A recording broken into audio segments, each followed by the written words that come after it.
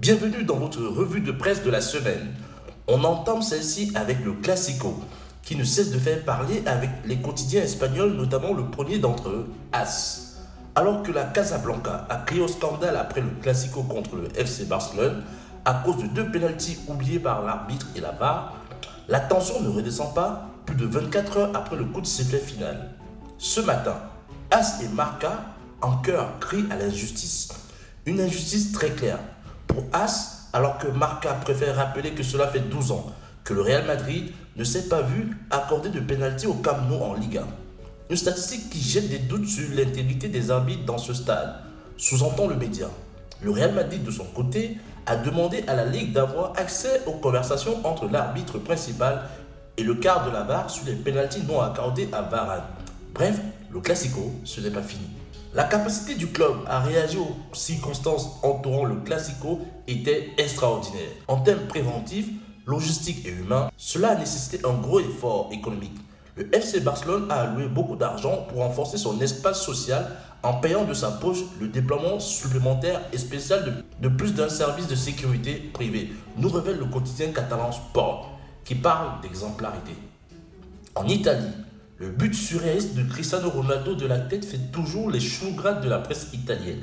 Mercredi soir, face à la Sampdoria de Gênes, Cristiano Ronaldo a une nouvelle fois prouvé qu'il avait un réel sens du timing en inscrivant un but de la tête grâce à un saut à 2,56 mètres. Une réalisation qui démontre qu'à bientôt 36 ans, la star portugaise possède toujours des capacités athlétiques extraordinaires. Au Portugal, Julian Weigl pourrait rejoindre le Portugal. Weigl intéresse Benfica, titularisé à 10 reprises en championnat avec le Borussia Dortmund. En effet, le club lisboète serait entré en contact avec l'agent du joueur, Sami Varnier, d'après le quotidien allemand Bild. Annoncé tout proche d'une arrivée sur le banc d'Arsenal, Mikel Arteta fera encore l'objet d'un désaccord entre les Gunners et Manchester City. Mikel Arteta, nouvel entraîneur d'Arsenal, ça coincerait encore en coulisses, selon la presse britannique. L'entraîneur espagnol aurait déjà un accord avec le club londonien, mais Manchester City réclamerait toujours une indemnité de départ de 2,5 millions d'euros pour l'actuel adjoint de Pep Guardiola avant de le laisser filer. Avec Mbappé, à quoi ressemblerait l'équipe de France aux Jeux Olympiques? L'attaquant du PSG pourrait renforcer la sélection de Sylvain Ripoll. Si Mbappé participe au JO, ce qui est loin d'être une garantie, il prendrait naturellement place dans le 11 de départ. L'attaquant du PSG pourrait être épaulé par Jonathan Iconé et son ancien coéquipier Moussa Diaby, devant un milieu avec Guendouzi, Kamavinga, Aouar. Un autre joueur du PSG, Colin Dagba, est pressenti en défense. On termine cette revue de presse avec les confessions du prodige brésilien du PSG, Neymar.